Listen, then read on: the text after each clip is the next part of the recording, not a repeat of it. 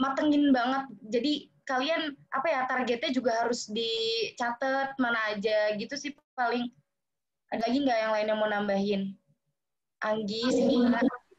Itu ada yang nanya, Assalamualaikum Kak, mau tanya jalur nilai rata-rata masuk IPB USMI berapa ya?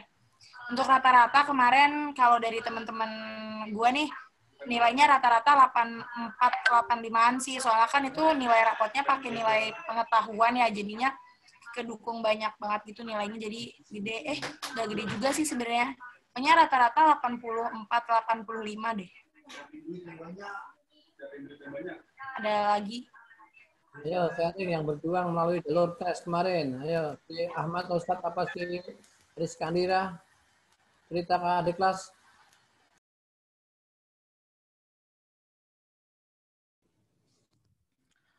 Mohon izin Pak, ini untuk Fakultas Ilmu Sosial dan Ilmu Politik dulu Pak. Nanti ada per fakultas masing-masing bisa ngejelasin. Ya, silakan. Iya tadi aku mau negesin yang udah dikasih tahu sama Anggi, mungkin rata-ratanya itu sekitar 8584. Tapi gini teman-teman, karena kan itu kita dikasih 3 pilihan ya untuk IPS. Mungkin 8584 itu untuk di program studi komunikasi gitu. Nah, duanya lagi kalian bisa pilih jurusan lain dengan mungkin rata-rata yang lebih kecil gitu. Mungkin setahu aku ya, ada teman aku yang bahkan komunikasi pun dia rata-ratanya kemarin 83. 82 aku kurang tahu deh. Cuma 83 itu masih ada. Jadi teman-teman yang mau masuk ya dicoba aja gitu, karena kan rezeki nggak ada yang tahu. Jadi kalau mau daftar aja, jangan ragu ya. Oh ya, halo semuanya. Mungkin di sini kurang lebih fisik udah dijelasin sama yang lain. Gue cuma mau ngasih tahu aja, ngasih saran untuk kalian yang mau ikut SBM, jangan terpaku sama ikut SBM aja. Jadi kalau misalnya kalian cukup uang atau misalnya kalian ada uang lebih, kalian bisa ikutin mandiri-mandiri yang diadakan sebelum adanya SNM sama SBM. Itu bisa jadi pegangan kita kalau misalnya di SBM nanti amit-amit kita nggak dapet. Jadi kalau misalnya kemarin itu aku mandiri udah ngikutin lumayan banyak 3, kalau nggak 4 itu aku ikutin semua karena aku bener-bener nggak fokus sama SBM aja, jadi ada pegangan sendiri untuk aku misalnya nanti amit-amit. Jadi tapi alhamdulillah aku SBM dapat. Jadi teman-teman jangan lupa banyak-banyak latihan. Kalau misalnya kalian udah kebiasa sama soal-soal susah, mungkin nanti di SBM-nya kalian nggak bakal kaget sama soal-soal yang sulit kayak gitu. Jangan panik sih kalau kataku, nanti kalau misalnya ngajarin SBM ya santai aja. Betul. Percaya diri itu harus. Betul. Semangat semua. Semangat semua. Terima kasih.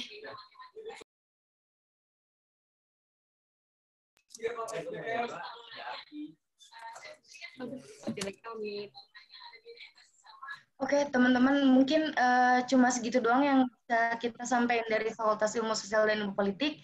Maaf bila masih ada kekurangan. Mungkin nanti teman-teman yang mau nanya-nanya boleh langsung PC aja. Nanti boleh minta ke OSIS kontak person kita. Terus terima kasih karena udah merhatiin ya. Semoga sukses PTN-nya. Dikembaliin ke MC. Terima kasih. Terima kasih pada kakak-kakak dari Fakultas FISIP. Selanjutnya ada dari Fakultas Hukum. Untuk Fakultas Hukum dipersilakan untuk sharing. Baik, Assalamualaikum warahmatullahi wabarakatuh. Shalom, Om Swastiastu, Namo Buddhaya, salam kebajikan. Selamat siang teman-teman semuanya. Sebelumnya, suara saya jelas nggak? Jelas. Jelas. Oke. Pada kesempatan ini dan Nazili akan mempresentasikan mengenai Fakultas Hukum itu sendiri. Mungkin dari Pak Panitia bisa share screen.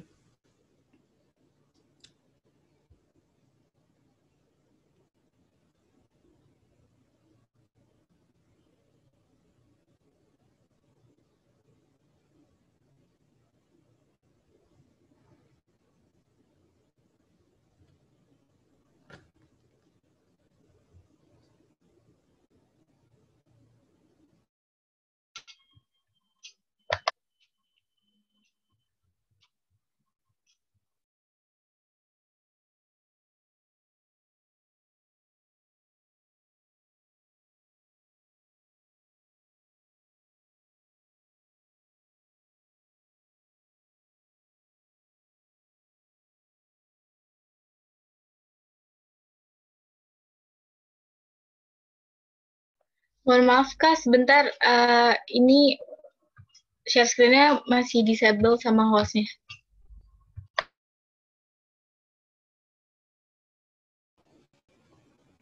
Oke. Izin relogin sebentar ya.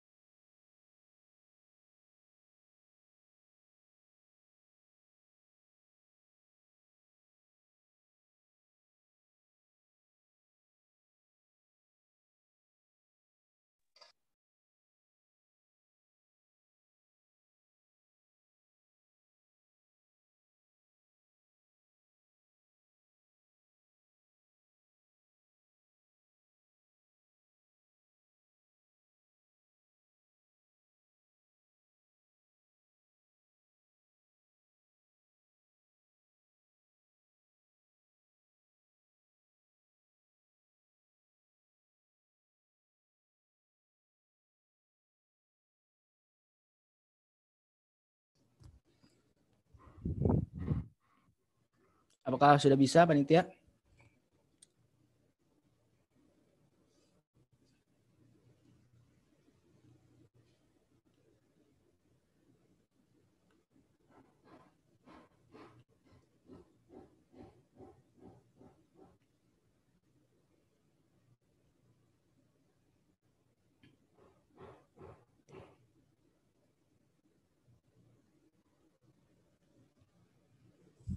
Oke, mungkin saya aja ya. Oh, udah share screen.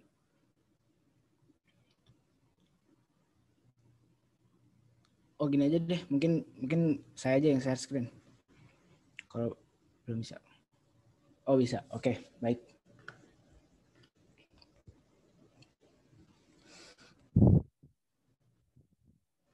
Oke, pada kesempatan kali ini saya akan mewakili teman-teman dari Fakultas Hukum untuk dapat mempresentasikan apa itu Fakultas Hukum.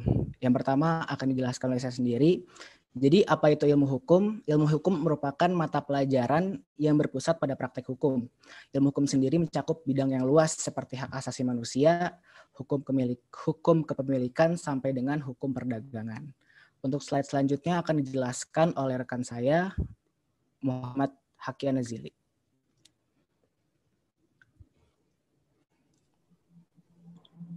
Baik. Selanjutnya di sini saya akan menjelaskan beberapa jurusan-jurusan yang ada di ilmu hukum. Yang perlu jadi catatan, fakultas hukum itu beda dengan fakultas lain. Jadi kita dari pertama masuk semester 1, itu kita belajar ilmu hukum secara general, ilmu hukum secara garis besar. Nah, nanti di semester 5 atau semester dalam, contohnya itu ada hukum perdata, hukum lingkungan, hukum ekonomi, hukum internasional, administrasi negara dan tata negara, dan lain-lainnya. Banyak sekali konsentrasinya. Jadi setiap universitas itu punya jurusan atau konsentrasi yang berbeda-beda. Baik, kita langsung masuk aja. Yang pertama ada hukum perdata. Hukum perdata itu adalah aturan-aturan, intinya yaitu hukum yang mengatur perkara hubungan antara sesama warga negara. Contohnya itu kayak perkawinan, pewarisan, dan perjanjian. Tolong slide sebelumnya yang perdata dong. Mungkin ini aja deh dari panitia, biar saya aja yang share screen, nggak apa-apa. Di stop dulu share screen-nya.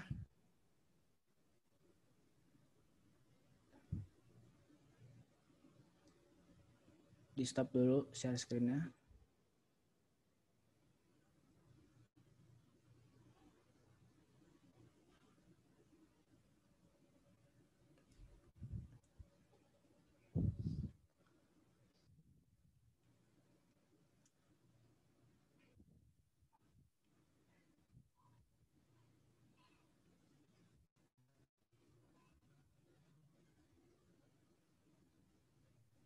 Udah jelas, Jil? Bisa dilihat dengan jelas? Saya lanjutin. Jadi di hukum perdata itu ada empat bagian. Yang pertama itu ada perihal orang atau hukum perkawinan. Di situ kita belajar tentang syarat sahnya perkawinan, hak dan kewajiban suami istri, dan lain-lain sebagainya. Yang kedua ada perihal benda atau kadaluarsa.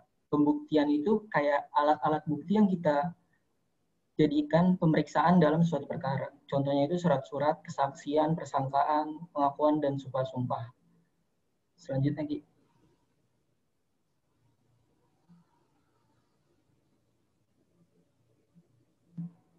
Baik, jurusan di Fakultas Hukum yang kedua itu adalah hukum pidana atau sistem hukum yang mengatur semua perbuatan yang tidak boleh dilakukan oleh setiap WNI disertai sanksi yang tegas bagi setiap pelanggaran aturan pidana tersebut, serta tata cara yang harus dilalui bagi para pihak yang berkompeten dalam penegakannya. Pihak berkompeten di sini itu contohnya kayak ada jaksa, pengacara, dan hakim. Hukum pidana juga dibagi dua, ada hukum pidana umum dan hukum pidana khusus. Hukum pidana umum itu diberlakukan bagi setiap orang pada umumnya. Kalau hukum pidana khusus itu kayak kita tahu hukum kayak hukum militer dan hukum ekonomi.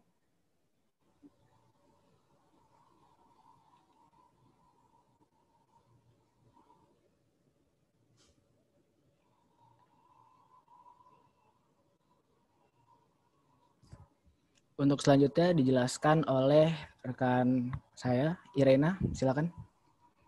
Baik, selanjutnya ada hukum tata negara yang dimana berisi ketentuan-ketentuan yang mengatur mengenai organisasi negara pada umumnya, seperti sistem pemerintahan negara, pemilu, politik, dan sebagainya. Nah, objek kajiannya di hukum tata negara ini, negara secara khusus seperti negara Republik Indonesia, mempelajari di mana itu tentang hukum yang ada di pemerintahan, lembaga-lembaga negara, dan sebagainya. Nah, nanti kalau misalkan ngambil konsentrasi hukum tata negara, kerjanya itu prospek kerjanya kayak di instansi pemerintahan. Terus selanjutnya ada hukum administrasi negara, hukum internasional, hukum bisnis, dan hukum informasi serta komunikasi. Yang di mana keempat hukum ini konsentrasinya di setiap universitas itu berbeda-beda. Jadi misalkan seperti di UPN terdapat konsentrasi hukum baru yaitu hukum informasi dan komunikasi, yang dimana Fakultas Hukum bekerja sama dengan Fakultas Ilmu Ilmu Komputer. Kalau misalkan di universitas lain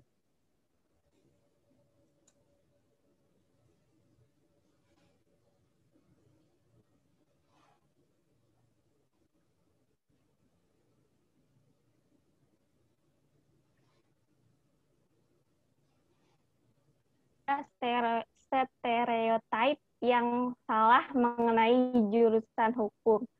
Yang pertama, kuliah hukum harus jadi pengacara.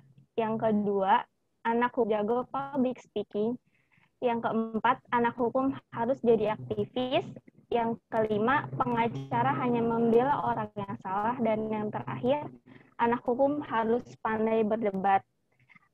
Ini semua kayak sering banget timbul di persepsi anak-anak SMA yang dimana baru mau terjun ke universitas gitu. Jadi boleh next.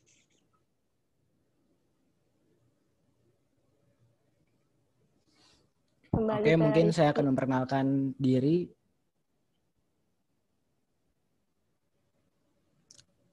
Dari SMA 63 di sini ada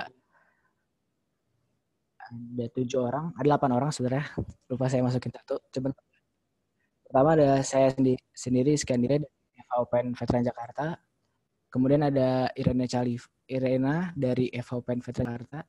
Irena bisa mengenalkan diri? Baik. Nama aku Irena Khalifa dari FHUPN PJ, masuk lewat jalur SNMPTN. Masuk TM. Selanjutnya ada Ahmad Rosyad. Ya, kenalin nama gue Ahmad Rosyad Ilyasa. Gue dari Fakultas Hukum UPN Veteran Jakarta. jalur masuknya lewat jalur SBMPTN. Selanjutnya Meta Tiar. Halo, nama aku Meta Tiar dari Fakultas Hukum Untirta, jalur masuk SBMPTN.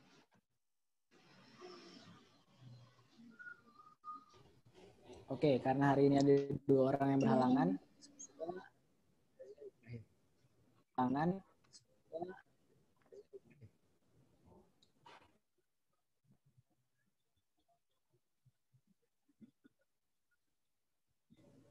Ayo Jil.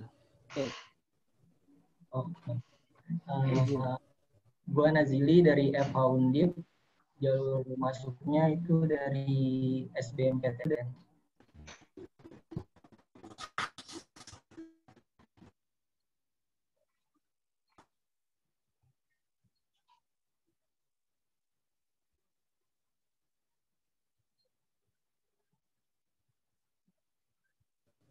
Oke, mungkin di sini terakhir ada quotes dari Mahatma Gandhi. Dia bilang kalau misalnya mungkin kamu tidak akan tahu pasti hasil dari tindakanmu, tapi jika kamu tidak bertindak, dipastikan tidak akan pernah ada hasil. Apa yang dapat kita ambil dari sini? Jadi untuk sebelumnya suara saya mantul nggak? Putus-putus, Ki.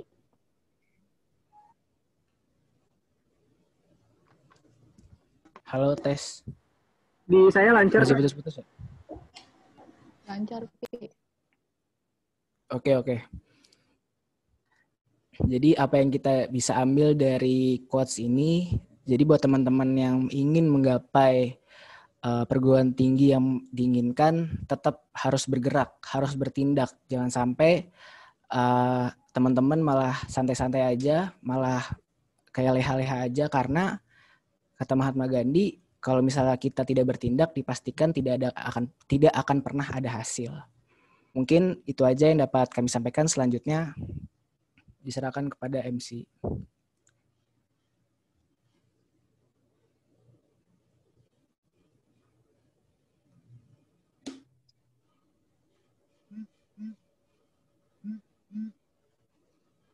Terima kasih kakak-kakak dari Fakultas Hukum. Selanjutnya ada dari Fakultas Ilmu Pengetahuan dan Budaya. Untuk fakultas tersebut dipersilakan untuk sharing.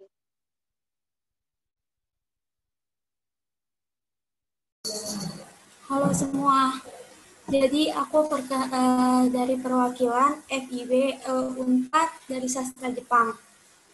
Nah, jadi aku mau ngenalin nih di FIB karena perwakilan FIB cuma dari Unpad, jadi sekalian mau promosi tentang Unpad.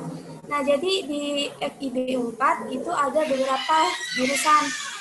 Jadi FIB-nya yang ada D4 sama sarjana. D4-nya itu budaya dan bahasa dan budaya Tiongkok. Kalau sarjana ada SAS Indo, Sasun, ilmu sejarah, Inggris, Perancis, Jepang, Rusia, Jerman, dan Arab.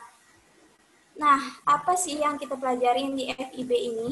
Jadi kita bukan cuma belajar tentang bahasanya doang, tapi kita belajar tentang budayanya. Misalnya aku dari sastra Jepang, aku belajar tentang bahasanya Jepang sama budaya-budaya yang terkenal di Jepang. Nah, kalau kemarin rata-rata buat masuk Sasjep itu kalau SBM itu kurang lebih 590. Kalau buat Mandiri itu 540. Nah, yang selanjutnya akan dijelaskan sama teman aku, Andini Putri. Oke, halo semua. Suara aku kedengeran jelas nggak? Jelas. Kedengeran. Ya, oke. Oke, jadi kan tadi kan udah dikasih tahu ya kalau kita cuma 2 orang doang nih. Yang dari FIB cuma 2 orang doang. Udah gitu kita Unpad di Sasjep pula, sastra Jepang, dan kita sama-sama kelasnya sama gitu, sama-sama kelas C. Jadi dapat tugas sama, deadline pun juga sama.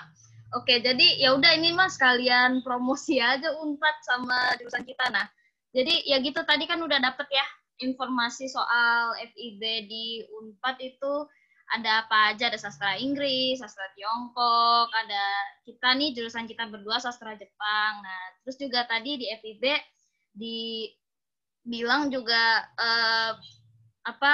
tidak hanya belajar tulisan gitu, kita juga belajar bahasa, kita juga belajar budaya. Nanti penjurusannya kalau nggak salah ya semester 4-an lah ya, udah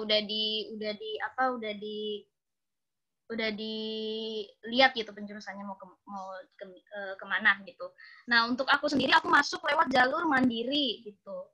Nah, untuk mandirinya juga rata-ratanya 500-an sih, 500-an. Dan ya sekedar info aja, kalau di Unpad itu di Unpad terutama di FIB sastra Jepang itu ada, ya aku nggak bakal bilang gedung sendiri enggak, tapi ada kayak tempat khusus pembelajaran namanya PSBJ gitu, Pusat Studi Pembelajaran Bahasa Jepang. Nah, di situ ntar untuk sastra Jepang di situ kita belajarnya. Terus juga kita tuh juga untuk, aku nggak tahu ya di sastra yang lain tuh gimana, tapi untuk di sastra Jepang itu beasiswanya cukup banyak, dan itu tuh kayak ya pastinya ke Jepang ya, kayak ke Nagoya, ke Osaka, dan itu tuh kayak ada yang full 1 tahun beasiswa, ada yang cuma 6 bulan apa gimana. Tapi itu pun juga banyak kita tuh banyak relasinya gitu. Jadi kalau untuk beasiswa ke Jepang itu juga banyak dan dimudahin gitu. Nah, oke. Jadi kalau misalkan ada yang mau nanya, silakan nanya. Boleh.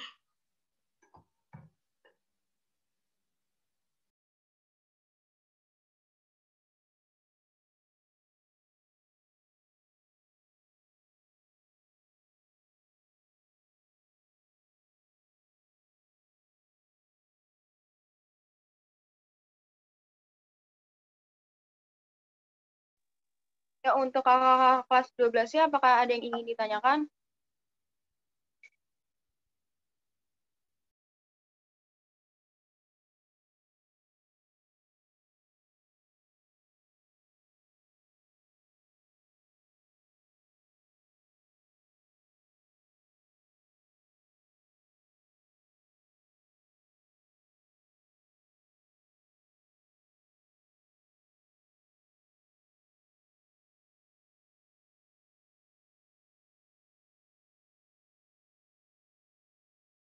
Mungkin lanjut dulu aja ke fakultas yang lain, nanti di akhir baru boleh tanya jawab. Mungkin masih pada mikir. Ada yang nanya.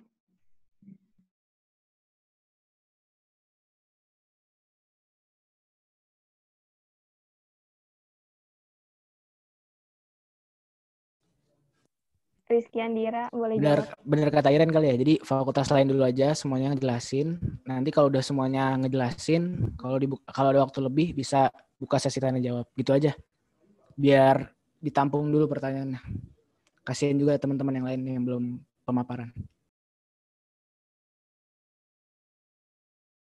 Gimana Panitia, nggak apa-apa kan ya?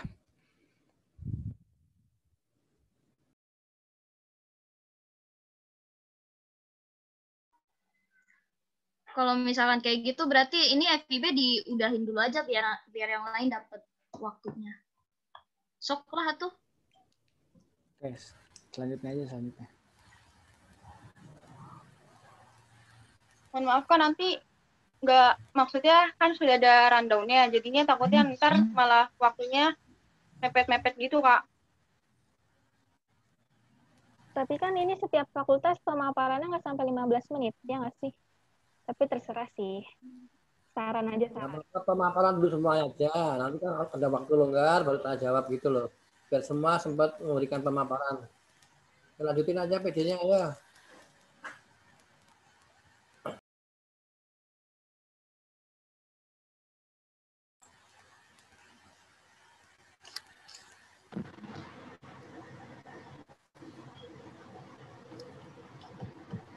PD-nya malah hilang gambarnya.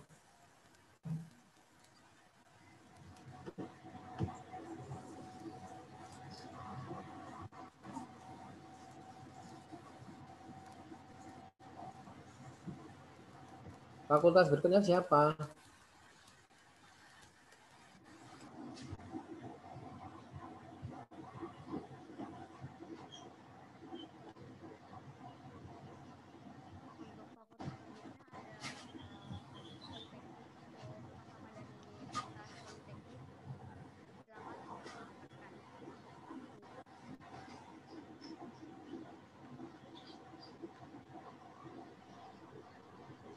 Ya udah kalau gitu nggak apa-apa, dilanjut aja langsung ke Fakultas Ilmu Pengetahuan Politeknik. Untuk Fakultas Politeknik bisa segera sharing langsung.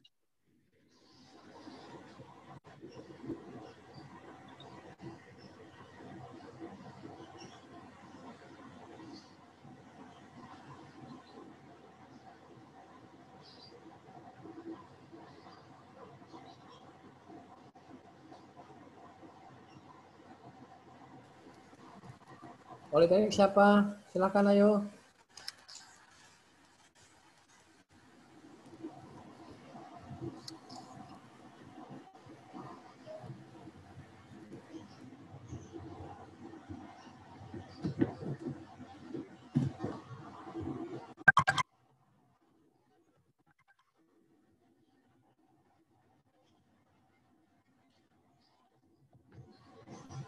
Politeknik kayaknya masih pemaparan di MIPA deh, Pak. Lanjut dulu, lanjut. Yang lain dulu. Ayo.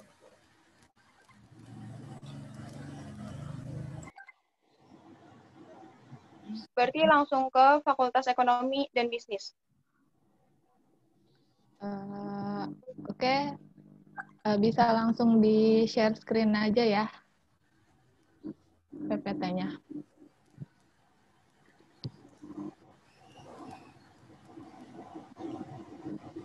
Ya oke. Assalamualaikum warahmatullahi wabarakatuh. Selamat siang, salam sejahtera bagi kita semua. Di sini kita sebagai perwakilan dari FEB mau sharing-sharing aja nih. Sharing-sharing ringan lah gitu. Share screen-nya belum ada ya?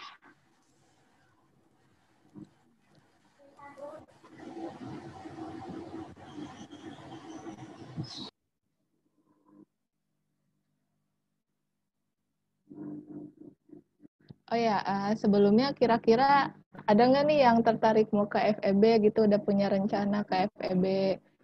Kalau apa ya, jangan pikir FEB itu kayak ribet-ribet gitu, jangan. FEB itu santai, santai aja. Nah, betul tuh, Rasya. Iya, nggak usah ribet-ribet ya. Ini share screen-nya belum bisa ya? Halo, izin masuk sebentar. Ini minta tolong ya kepada teman-teman kelas 12-nya, ini tolong waktunya dipergunakan semaksimal mungkin. Ini mumpung pada alumninya mumpung pada lagi bisa dan mungkin lagi ngumpul satu waktu juga, jadi nggak perlu harus banyak tanya-tanya gitu di luar habis ini kayak gitu. Jadi tolong buat teman-teman kelas 12 yang ingin bertanya di setiap fakultas nantinya setelah ini, tolong dimaksimalkan semaksimal mungkin gitu. Jangan sampai nanti ke depannya nyesel kayak gitu ya. Terima kasih, itu aja panitia, mohon maaf. Iya, iya makasih Rizky Andira. Ini share screen-nya belum ada.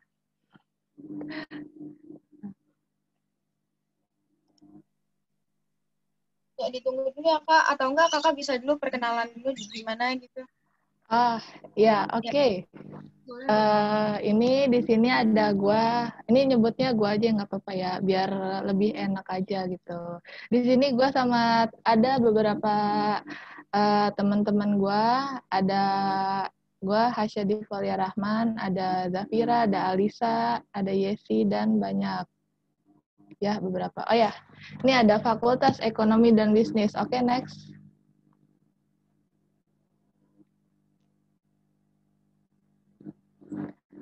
Oke, ini ada beberapa nama teman-teman kita yang juga masuk ke FEB. Ya, ini ada 25, ini ada PTN nama PTS ya. Bisa di next. Ya, nih. Ini juga. Oke, ini ada kita-kita yang ada di Zoom ini. Pertama ada Alisa Diulandari, dia di Ekonomi Pembangunan Undip, masuk jalur lewat Mandiri. Terus ada Adela Natasha Hardana di Akuntansi BINUS. Terus ada Yesi Nadila, Ekonomi Pembangunan UB lewat SBMPTN. Terus ada Anissa Rahmawati, Manajemen UIN Jakarta, masuknya lewat SBM. Terus ada gua Hasyadi Fauzia Rahman, Manajemen UPNVJ, masuknya lewat SNM. Terus ada Zafira Diastari, Manajemen UNS, masuknya jalur Mandiri. Oke, next. Oke, nih yang pertama gue sama teman-teman gue mau ngejelasin tentang prodi-prodi yang ada di univ masing-masing. Yang pertama ada UPN Veteran Jakarta. Yang pertama itu ada manajemen, S1 manajemen, S1 akuntansi, S1 ilmu ekonomi pembangunan, S1 ekonomi syariah, terus ada D3 keuangan perbankan sama D3 akuntansi. Nah, ini tuh S1 manajemen sama akuntansinya itu udah akreditasi A, terus habis itu ekonomi pembangunan sama XR-nya itu kalau nggak salah masih B, terus kalau keuangan D3-nya itu kayaknya dia baru dapat A. Terus juga gue mau sharing sedikit, kalau kemarin kan gue masuknya lewat jalur SNM kan, nah itu gue bisa masuk ke manajemen UPN Veteran Jakarta itu dengan nilai rata-rata gue sekitar 88, sekian gitulah. Terus gue naro UPN Veteran Jakarta jurusan manajemen UPN VJ ini gue taruh di pilihan pertama gitu. Jadi ya, tapi sebenarnya kalau SNM ini untung-untungan sih. Jadi lu nggak bisa, jadi kalian nggak bisa kayak mengharapkan banget SNM, dan juga kalau SNM ini harus benar-benar rasional dan kalau bisa udah planning buat SBM atau tes-tes yang lain juga. Jadi jangan terlalu mengharapkan buat keterima di SNM, kayak istilahnya tuh SNM kayak giveaway gitu. Jadi ya tetap harus belajar buat SBM sama mandiri. Selanjutnya ada Undip, bisa temen gue Alisa. Ya, oke. Sebelumnya kedengeran nggak suara gue? Kedengeran, Cak. Oke. Perkenalkan, gue Alisa dari program studi ISP atau Ilmu Ekonomi Studi Pembangunan, Fakultas Ekonomika dan Bisnis Universitas yang ada di Semarang. Di sini gue masuk lewat jalur mandiri yang udah dijelasin Hasya tadi. Dan di sini gue juga mau jelasin ada 4 departemen yang ada di FEB Undip. Yang pertama itu ada manajemen, akuntansi, yang ketiga ada ilmu ekonomi dan studi pembangunan, yang keempat ada ekonomi Islam. Nah, bagi kalian yang punya minat nih dalam ilmu ekonomi, ini cocok banget kalau kalian ngambil jurusan ini atau jurusan fakultas FEB lainnya. Lalu untuk peluang karir yang ada di jurusan ekonomi pembangunan ini juga sangat bagus. Kalau kalian ingin bekerja di instansi pemerintah seperti OJK, atau kalian bisa menjadi Menteri Keuangan seperti Ibu Sri Mulyani, kebetulan ia juga lulusan dari ekonomi pembangunan, atau kalian ingin bekerja di perusahaan multinasional seperti OJK dan lainnya, terus bisa di organisasi publik, sektor swasta, perbankan, BUMN, dan lain-lainnya. Dan juga gue mau ngasih semangat buat kalian, menurut gue tahun ini bakalan banyak anak IPA sih yang bakal injur ke IPS, karena gue dengar itu sosum nggak ada MTK kan ya. Nah, sebelumnya gue juga dari IPA. Kalau boleh gue cerita sedikit, gue mau itu aja bilang kalau ngasih pesan juga dari gue. Gue dulu tuh ketolak 5 perguruan tinggi, salah satu di jalur SNM, gue gagal. Tapi alhamdulillahnya gue ke 3 perguruan tinggi negeri, yaitu di jalur SBMPTN, SBMPN, dan Undip ini. Gue ke SBMPTN maupun SBMPN, ya balik lagi sih ke restu orang tua, nggak ngambil itu, gue disuruh ngambil Undip ini gitu. Jadi poinnya yang mungkin bisa gue sampaikan ke kalian, jika kalian nanti berhasil atau lolos nanti, kalian bersyukur kepada Allah, kalian terima kasih kepada Allah, dan terima kasih juga kepada diri kalian udah nunjukin kemampuan terbaik kalian. Kalaupun kalian gagal, harus percaya karena ada karena kan proses manusia untuk gapai impiannya kan itu masing-masing. Jangan lupa usaha, doa, tawakal, dan restu orang tua, itu wajib. Itu aja sih dari gue. Terima kasih.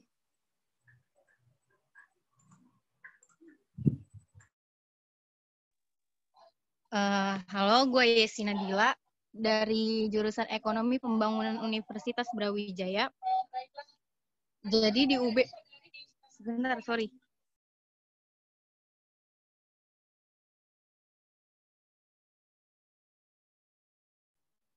Jadi di UB itu ada jurusan manajemen, kewirausahaan, ekonomi Islam, ekonomi pembangunan, ekonomi keuangan perbankan, akuntansi. Dan untuk sekolah vokasinya itu ada D3 keuangan perbankan.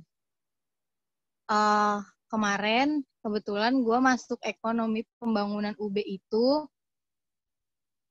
skornya 583. Dan gue sempat dapat SNM, milih UB juga, tapi nggak keterima. Jadi seperti yang tadi teman-teman gue sebelumnya yang udah bilang, kalau SNM itu nggak bisa dijadiin patokan, nggak bisa diharapin. Jadi jangan lupa belajar ya, semangat.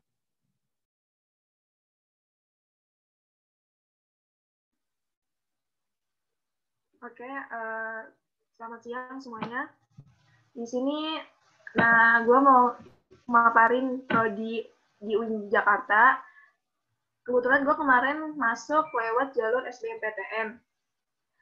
Alhamdulillah juga dari tahun ke tahun yang masuk UIN juga banyak, yang minatnya juga banyak dari para siswa 63. Nah di UIN ini ada beberapa jurusan. Yang pertama ada manajemen, kedua akuntansi, ketiga ekonomi pembangunan, keempat ekonomi syariah, dan kelima perbankan syariah. Di UIN ini juga ada beberapa masuk pendaftaran kan, seperti SNM, SBM, SPAN PTKIN, UM PTKIN. Jadi SPAN PTKIN itu sama kayak SNM, dia sama kayak jalur undangan gitu kan, yang dipilih dari sekolah. Nah di UIN ini juga kalau misalkan kalian berminat ke syariah tuh yang ke keuangan yang syariah di sini juga ada di UIN.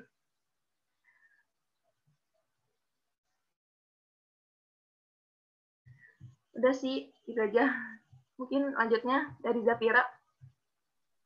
Ya, selamat siang semuanya. Perkenalkan, nama gue Zafira dari Manajemen Universitas 11 Maret. Jadi di sini UNS itu punya beberapa prodi juga. Yang pertama ada manajemen, akuntansi, ekonomi pembangunan, lalu yang D3 juga ada akuntansi, keuangan perbankan, manajemen bisnis, manajemen perdagangan, sama perpajakan. Jadi di UNS ini ada beberapa jalur juga, dan di sini gue keterima lewat jalur SPMB UNS atau mandiri gelombang kedua. Pakai skor UTBK ya kalau yang kedua. Untuk jumlah peminat manajemen UNS sendiri, dari SNM, SBM sampai mandiri itu ada 4.221 peminat yang mempunyai daya tampung hanya 70 orang. Dari jalur mandirinya sendiri ada gelombang 1 dan gelombang 2. Kalau gelombang 1 itu ada yang melalui tes, sama ada yang lewat skor UTBK.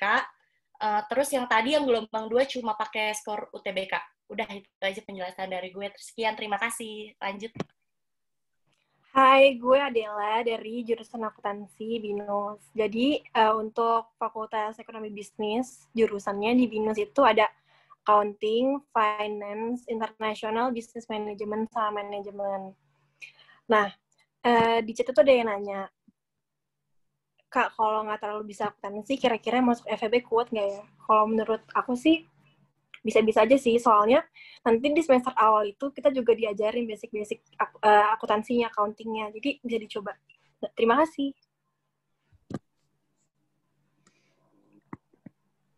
Iya, oke, bisa di next slide.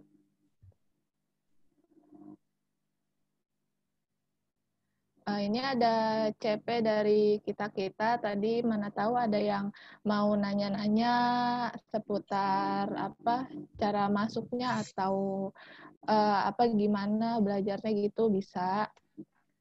Terus ini juga sebentar, tadi ada yang nanya ya, Assalamualaikum Kak, mau nanya rata-rata SBM buat masuk manajemen berapa ya? Mungkin ini bisa dijawab sama temen gue, Anissa Rahmawati dulu.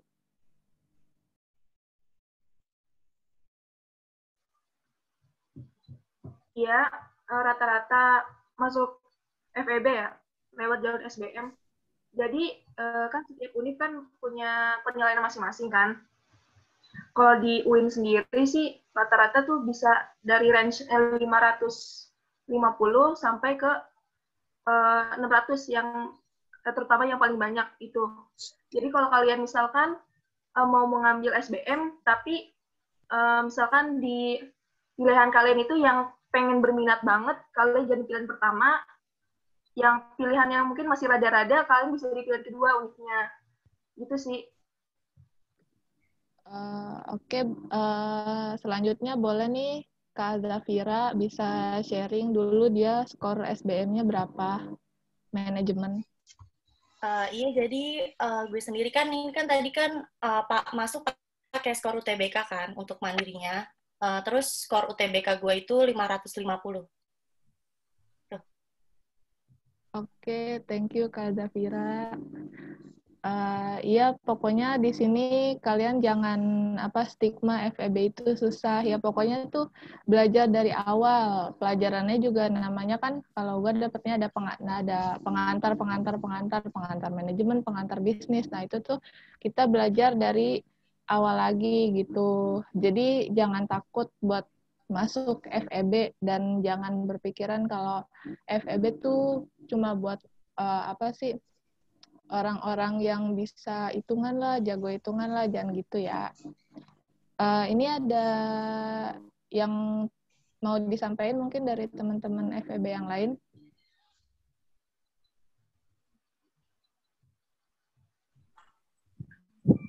Oke, gue mungkin mau jawab pertanyaan dari Devi kali ya. Assalamualaikum Kak, mau nanya kayak gimana strategi milih jurusan sama univnya, soalnya kan ada univ yang gak mau ditaruh di pilihan kedua gitu.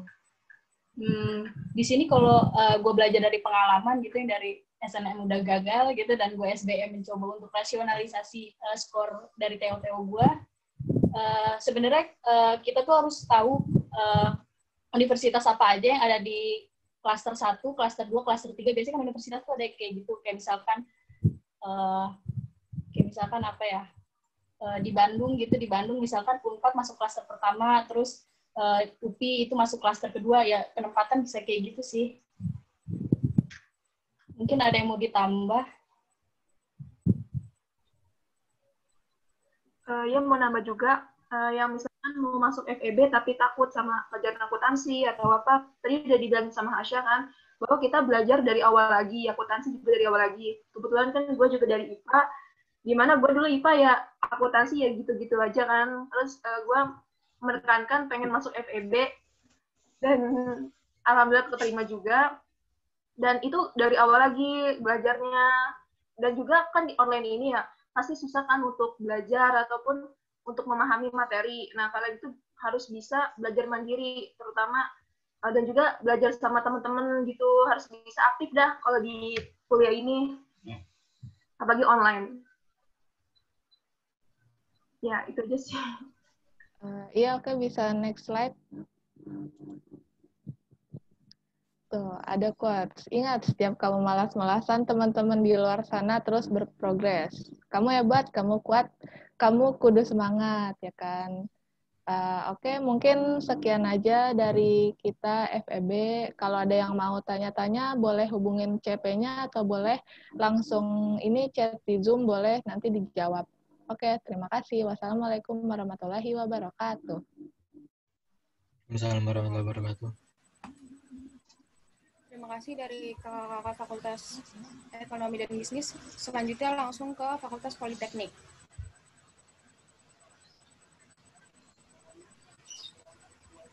Untuk Fakultas Politeknik dipersilakan untuk sharing.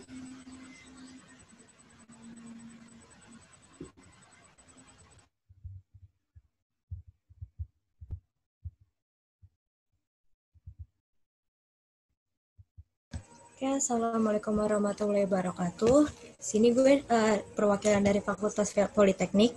Nah, pertama-tama gue pengen kenalin diri gue dulu. Nama gue Warda Fitria. Gue dari Politeknik Negeri Jakarta. Di sini ada teman saya satu lagi, cuman dia lagi reconnecting, nanti dicoba lagi connecting. Sebelumnya saya dari Politeknik Negeri Jakarta, jurusan akuntansi, prodi akuntansi keuangan. Nah, di sini mungkin saya pengen jelasin tentang Politeknik itu apa sih. Politeknik itu, Politeknik Negeri Jakarta sendiri itu juga sebenarnya dulu pernah disebut sebagai Politeknik UI, karena dia tuh satu ruang lingkup atau satu lingkungan dengan UI, Universitas Indonesia. Nah, di sini juga Politeknik Negeri Jakarta itu mempunyai 8 jurusan. Nah, itu yang pertama, ada jurusan teknik mesin, ada jurusan teknik sipil, ada jurusan teknik elektro, ada administrasi niaga, ada akuntansi, ada tata niaga, ada komputer, dan satu lagi ada teknik grafika penerbitan. Nah, di sini jurusan gue sendiri ada akuntansi keuangan. Nah, itu kita tuh ngapain aja sih di Politeknik? Di Politeknik ini gue belajar akuntansi. Yang pertama, kalau misalkan ditanya tadi, ada mungkin udah dijelasin dari sama AFEB ya, kalau misalkan kita nggak bisa akuntansi gimana, nggak perlu takut karena di sini tuh kita belajar dari awal lagi, kita belajar dari dasar-dasarnya, apa itu dasar akuntansi, apa itu akuntansi keuangan atau akuntansi jasa atau dagang, itu kita belajar lagi. Nah, di sini gue juga pengen jelasin perbedaan Politeknik sama perbedaan universitas. Nah, kalau Politeknik itu sendiri kita bisa ini ya, kita itu bisa tahu kalau Politeknik itu 60% untuk praktek dan 40%-nya itu teori. Nah, kebalikan dari universitas. Kalau universitas itu 60%-nya teori dan 40%-nya praktek. Nah, di sini kalau Politeknik itu dipersiapkan untuk mahasiswa-mahasiswinya itu untuk profesi ke depan, ke kerjaan gitu. Jadi kita tuh dipersiapkan untuk tenaga kerja yang lebih baik lagi. Nah, mungkin mungkin dari gue segitu aja. Mungkin udah ada temen gue belum ya? Bentar ya. Untuk Hana Alifa dipersilahkan.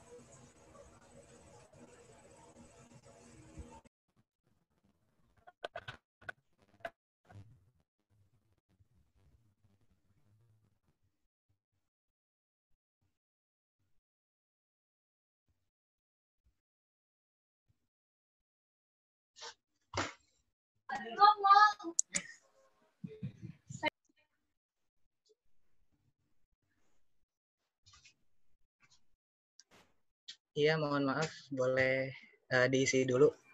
Iya, Kak. Iya. Ya, Assalamualaikum warahmatullahi wabarakatuh. Perkenalkan sebelumnya, nama saya Bagas Satyadi Nugroho Susilo, alumni SMA 63 angkatan 2017. Saya di sini sebenarnya izin bergabung juga nih buat teman-teman angkatan 2020 ya. Terima kasih sudah memperkenankan saya untuk bergabung ke agenda kalian gitu. Nah, di sini saya ingin sharing aja. Saya kuliah di PNJ atau Politeknik Negeri Jakarta, itu jurusan teknik mesin, program studinya D3 Teknik Konversi Energi. Nah, konversi energi itu belajar tentang apa aja sih? Belajar tentang pembangkit listrik. Itu pembangkit listrik apapun, mulai dari surya, panas bumi, uap, air, dan sebagainya gitu. Nah, di sini jenjang saya itu D3. Berarti saya sekarang untuk saat ini sudah lulus dari PNJ dan alhamdulillah saya sudah bekerja gitu sebagai staff engineer di salah satu perusahaan swasta yang ada di Tangerang gitu. Nah, di sini saya juga ingin memotivasi teman-teman semua nih. Kalau teman-teman ingin mengambil jurusan saat ingin memulai kuliah, jangan sampai salah ya. Harus benar-benar matang, harus benar-benar dipilih passion-nya di mana gitu. Karena jurusan itu yang akan menghantarkan kalian ke gerbang masa depan kalian gitu ya. Jangan sampai salah pilih jurusan. Pilihlah jurusan yang mantap, yang sesuai dengan passion kalian supaya kalian itu nggak jenuh dan menjalaninya juga ikhlas dan relax, enjoy sampai tujuan yang kalian inginkan itu tercapai gitu. Mantap ya. Terima kasih. Lanjut. Baik, terima kasih untuk Kak Bagas. Mungkin bisa lanjut ke Galuh, karena Hana juga. Iya, perkenalkan, pertama-tama saya Galuh Pramudita dari Poltekkes Kemenkes Jakarta 2, jurusan Kesehatan Lingkungan. Di sini Poltekkes itu sama kayak Polteknik, cuma lebih ke beda jurusannya. Jadi kalau misalkan Poltekkes itu Politeknik Kesehatan. Nah, di Poltekkes Jakarta 2 itu ada 7 jurusan. Yang pertama Kesehatan Lingkungan, Gizi, Anofarma, terus ada Teknik Gigi, Teknik Elektromedis, Radiologi. Nah, buat teman-teman di sini yang IPS, jangan khawatir kalau kalian emang pengen buat masuk Poltekkes, bisa banget. Cuma emang ada beberapa jurusan yang nggak bisa masuk, yang nggak bisa dimasukkan anak IPS, kayak misalnya TRO, itu radiologi, atau teknik elektromedis juga nggak bisa dimasukin IPS. Nah, kalau jurusan gue sendiri, kesehatan lingkungan, itu sebenarnya bisa banget anak IPS masuk, karena lebih ke nggak terlalu IPA-IPA banget gitu, kayak masih belajar tentang serangga dan lain-lain gitu. Terus juga lebih ke ngasih tahu ke masyarakat tentang kesehatan lingkungan gitu. Nah, buat selanjutnya mungkin bisa dijelasin jalur masuknya oleh Ferdi atau Vini.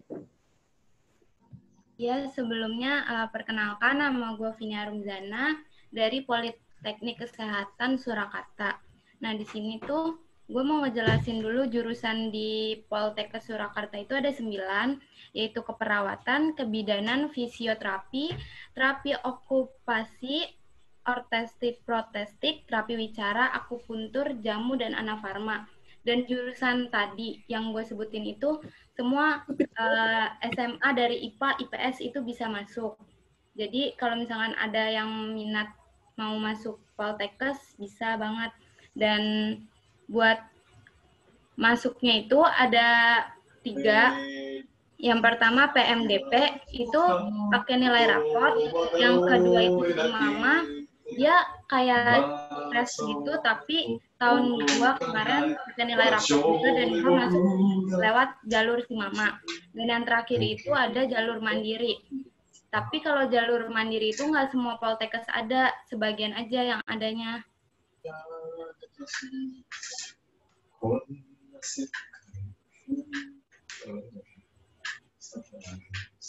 Udah sih segitu aja kalau buat jalur masuk Poltekkes. Dan Poltekkes pastinya juga ada tes kesehatannya.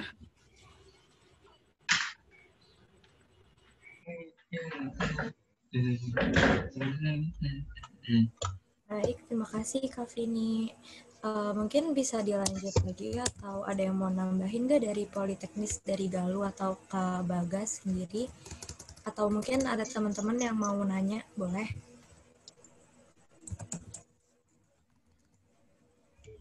Gue pengen nambahin sedikit deh. Di sini tadi gue belum jelasin tentang cara masuk ini ya, di ke Politeknik. Kalau cara masuk Politeknik itu ada beberapa jalur ya. Di sini bisa pakai jalur, ada jalur SNMPN, yaitu jalur yang kayak pakai nilai rapot. Dan di sini tuh kalau misalkan kalian nggak dapat buat kuota untuk masuk SNMPTN, itu tuh bisa, kalau misalkan dapat dari sekolah, kalian harus banget wajib bisa ngambil itu untuk Politekniknya. Nah, yang kedua itu juga ada ini, ada jalur SBM. Sekarang juga SBM itu juga bisa milih Politeknik negeri atau Politeknik lainnya. Nah, juga ada jalur mandiri atau UM, dan di sini tuh juga pakai ujian gitu. Mungkin ada adik-adik yang mau bertanya.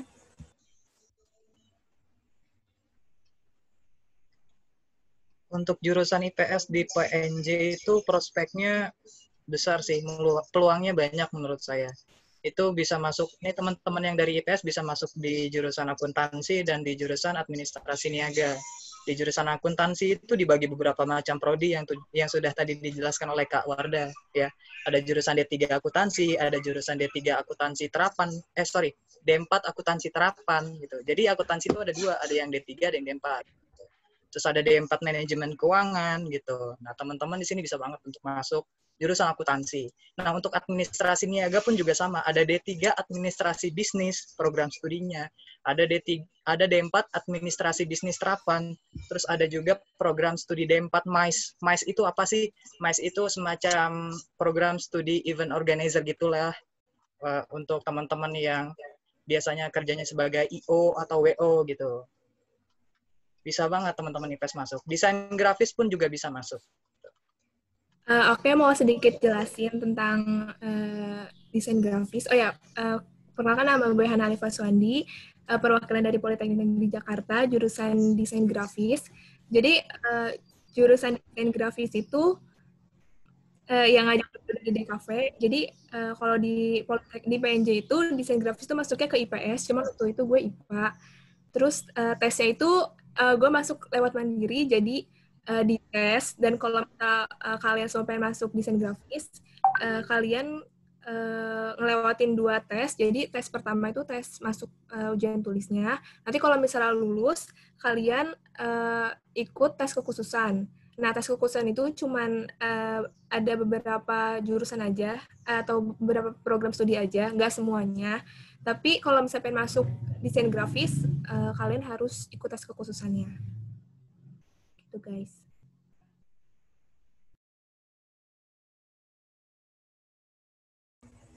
Ya, terima kasih untuk Ana Alifa. Mungkin dari yang teman-teman ada yang mau tambahin atau dari kelas 12-nya nih boleh banget nanya, nanti dijawab.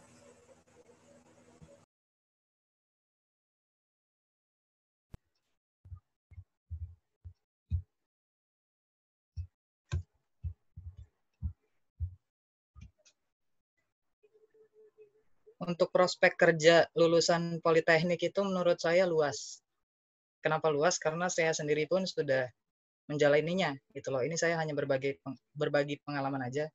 Banyak teman-teman saya yang dari jurusan akuntansi yang satu angkatan dengan saya sekarang sudah lulus kuliah, sudah banyak diterima di berbagai macam perusahaan.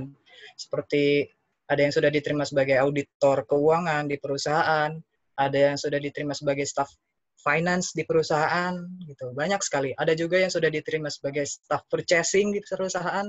Banyak, peluangnya banyak sekali.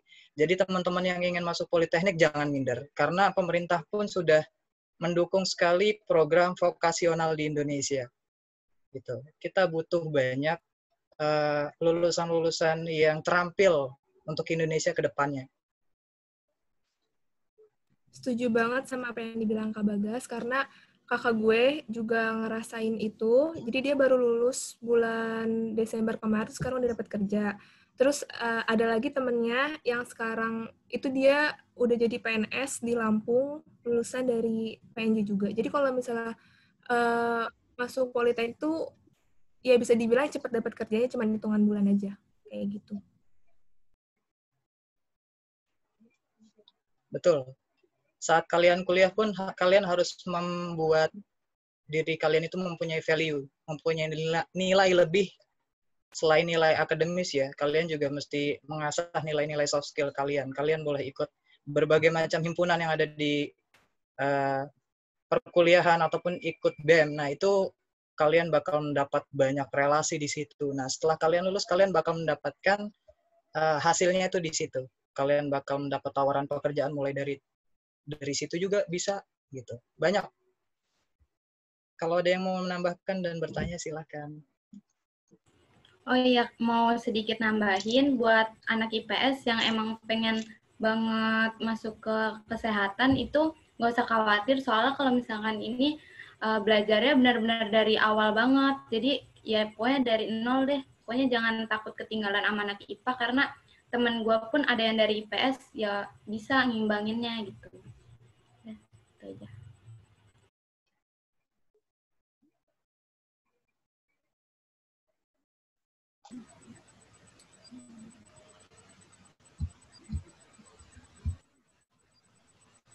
Ya, apakah dari Fakultas Politeknik ini udah selesai pemaparannya, Kak? Sharing-sharingnya?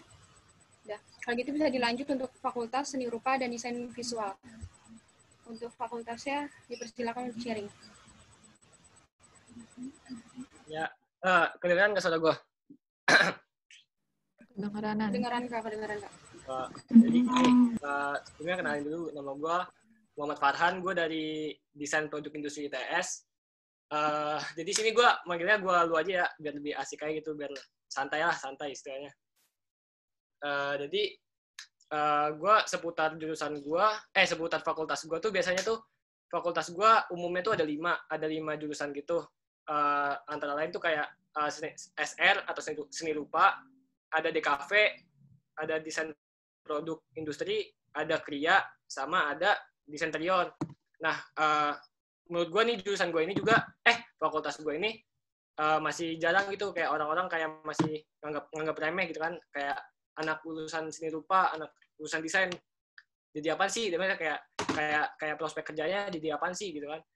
Padahal kalau menurut gue zaman sekarang ini kedepannya tuh malah seni rupa atau desain tuh malah lebih dibutuhkan gitu. Maksudnya kayak nggak bisa digantikan sama robot gitu istilahnya. Kayak gimana sih? Pokoknya menjanjikan dah masa depannya gitu. Ya, Pak Tia boleh ini slide selanjutnya.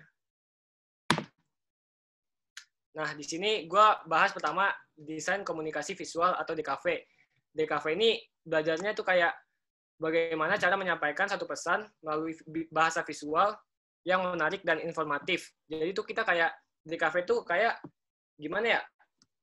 Kayak kerjanya tuh bisa kayak komikus, bisa kayak lu desain karakter, kayak lu sekarang kan pasti ada yang main PUBG Mobile, ada yang main apa sih COD kan, COD Mobile tuh kayak karakternya, mulai dari karakternya, iklan-iklan karakternya itu tuh yang bikin biasanya anak-anak DKV, lulusan anak DKV.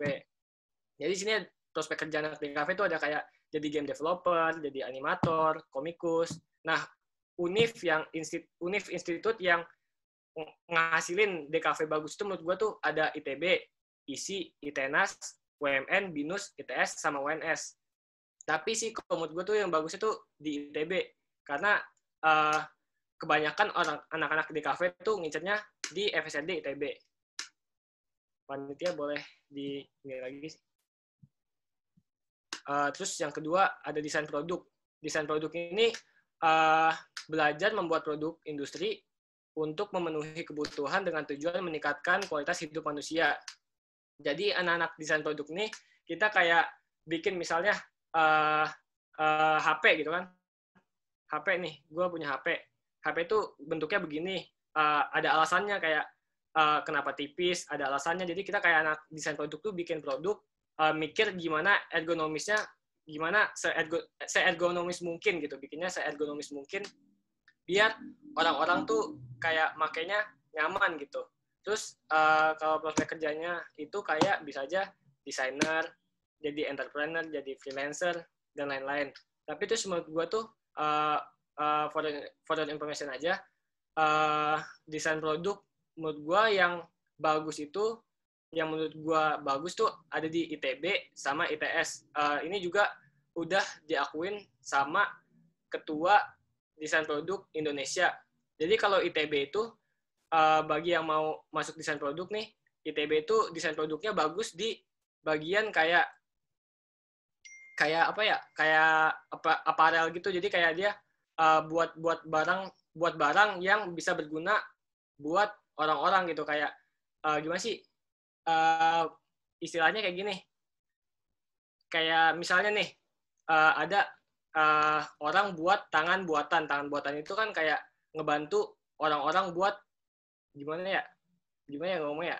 Jadi kayak istilahnya tuh ngebantu orang-orang gitulah, itu ITB. Nah kalau ITS ini bagus di otomotifnya yang kayak mobil, motor gitu. For information aja juga di ITS ini banyak juga alumni-alumni yang keterima kerja abis lulus tuh keterima kerja di Jepang gitu, di perusahaan mobil-mobil Jepang. Jadi santai aja ya gitu. Terus boleh di next lagi.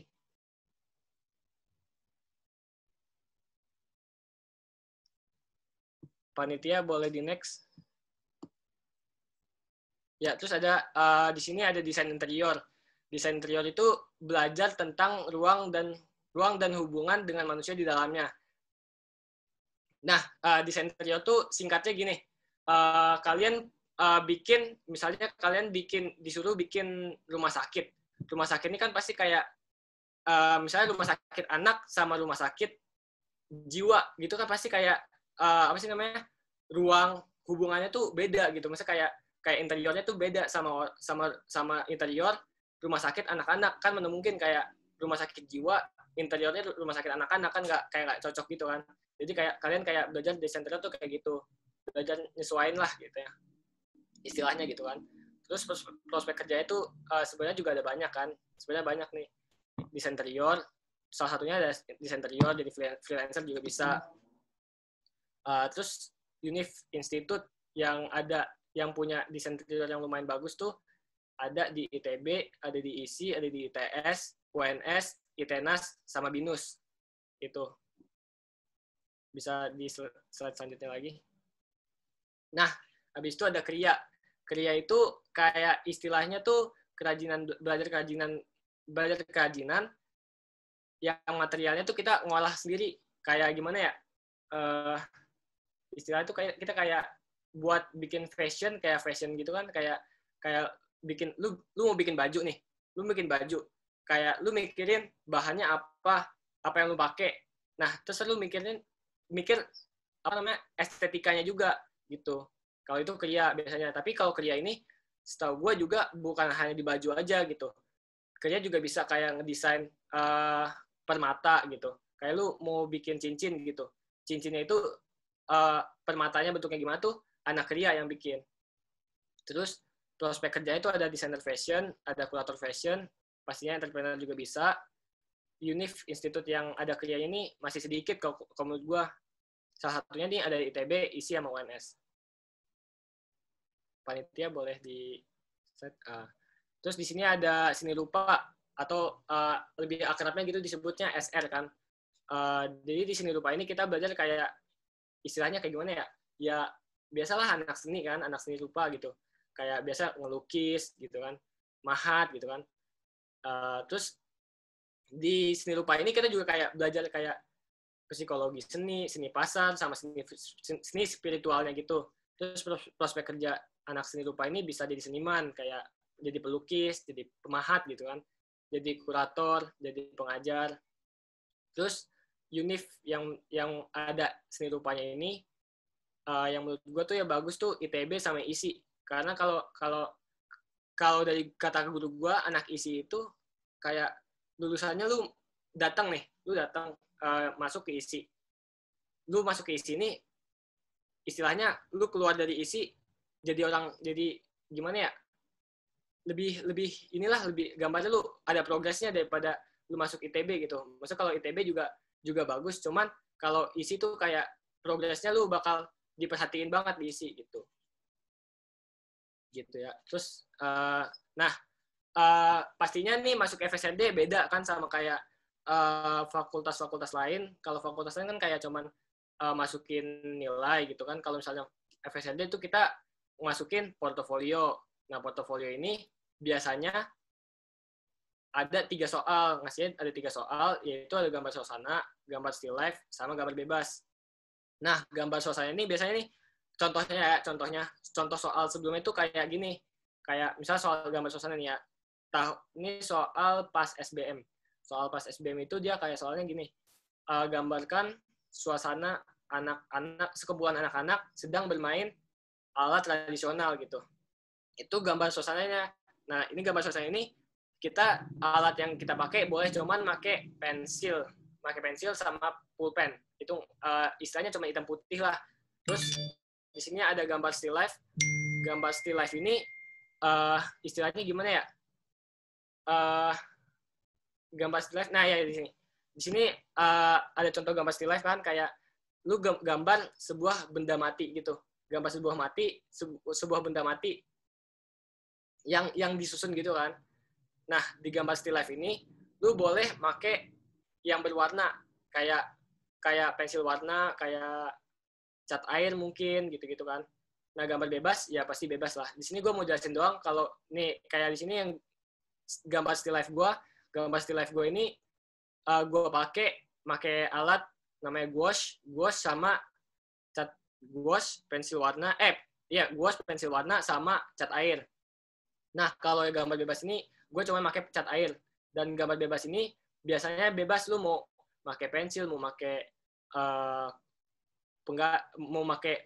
pensil warna atau mau pakai gouache atau lu mau bikin 3D juga boleh kalau gambar bebas. Tapi kalau yang suasana sama still life ini biasanya ditentuin sama LTMPT gitu. Terus bagi lu pada nih yang masuk FSRD nih, nggak usah takut kayak FSRD ITB, namanya ITB kan, ITB itu kan kayak kampus bergengsi gitu kan. Lu nggak usah takut kayak gue bego nih, gue masuk ITB. Itu kayak jangan mikir kayak gitu, justru malah kalau FSRD lu punya gambar bagus, lu jago gambar, nilai lu maksudnya jangan jelek-jelek banget, seenggaknya biasa gitu, kayak 500-an, 550 lah, kayak masih biasa lah. Istilahnya nggak usah tinggi-tinggi banget kalau masuk ITB. Cuman gambar lu harus bagusin, karena biasanya kalau FSRD ini 70% dilihat dari gambar, 30% dilihat dari nilai. Nah gitu. Jadi kayak lu bagi lu yang jago gambar, kayak anak seni banget gitu, anak seni, terus tapi nggak terlalu bisa kayak akademik gitu, jadi nggak usah perlu khawatir gitu kan. Kalau kata gue sih gitu. Sampai sini ada yang mau nanya nggak?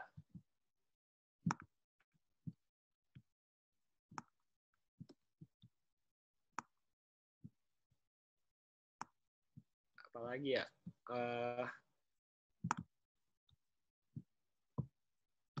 Ada yang nanya nggak?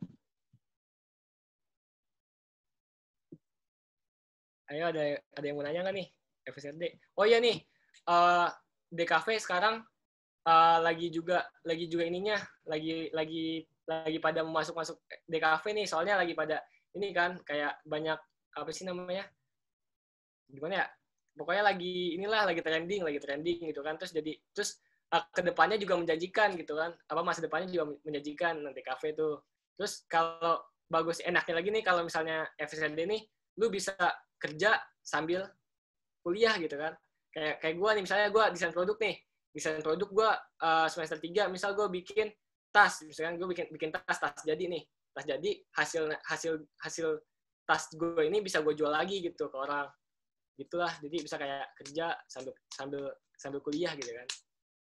Oh ya, terus kalau fun fact juga nih dari ITS nih, desain ITS tuh ada komunitas, namanya komunitas. Jadi kayak bagi lu anak motor, anak mobil itu ada komunitasnya. Kayak lu kalau misalnya anak motor, lu bisa kayak komunitas anak motor di ITS, lu bisa bongkar motor gitu kan, kayak bongkar motor, kayak bengkel motor lah gitu. Lu kayak bisa modif motor lu sendiri gitulah, asik lah pokoknya.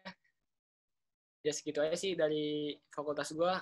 Yang kalau ada pertanyaan boleh nanya aja ya. Ntar nih gua taruh di grup di chatnya nih. Ya sekian, terima kasih.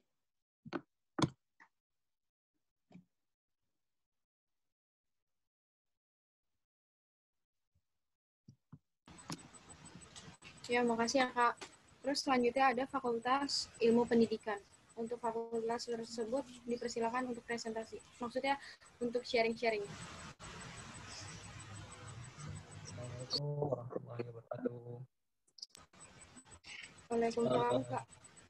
Gimana nih teman-teman nih kabarnya? Semoga sehat selalu ya. Jadi di sini teman-teman, aku mau sharing sedikit mengenai fakultas kami, fakultas pendidikan, dan aku sendiri di sini nggak sendirian, tapi aku dibarengin sama rekan-rekan juga, ada Muhammad Farel Alatar, ada Muhammad Akbar Putra, dan ada Tria Ramlia Rifki gitu. Jadi sebelumnya tak kenal kan maka kenalan ya. Oke, jadi aku kenalin diri aku dulu nih. Nama aku Hafiz Abdul Basit dari program studi Teknologi Pendidikan Fakultas Ilmu Pendidikan Universitas Negeri Yogyakarta gitu. Dan monggo teman-teman, Farel atau Akbar atau siapapun yang mau memperkenalkan dirinya terlebih dahulu, silakan. Oke, Assalamualaikum warahmatullahi wabarakatuh. Om Swastiastu, Namo Buddhaya, salam kebajikan. Perkenalkan, nama saya Muhammad Akbar Putra Firdaus dari Fakultas Keguruan dan Ilmu Pendidikan Universitas Sultan Ageng Tirtayasa. Nah, untuk pertama-tama sebelumnya mau jelasin kalau saya tuh masuknya dari SBMPTN jalur KIP kuliah.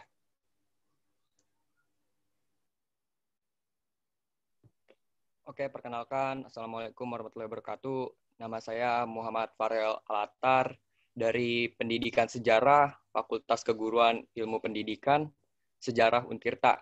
Jadi saya di sini masuk di jalur mandiri, yaitu SMMPTN Barat. Kalau ada yang ingin bertanya apa itu SMMPTN Barat, SMMPTN Barat itu yaitu jalur mandiri yang diselenggarakan di fakultas di PTN-PTN di wilayah barat, bagian barat. Yaitu ada, kalau di Pulau Jawa sendiri ada Untirta dan Unsil, dan selebihnya ada di Pulau Sumatera dan Kalimantan.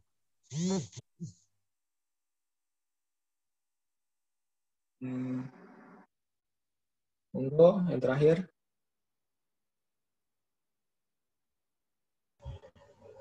Ya, yang selanjutnya saya perkenalkan, nama saya Tria Ramlia Rifki dari program studi Manajemen Pendidikan Universitas Islam Negeri Syarif Hidayatullah Jakarta.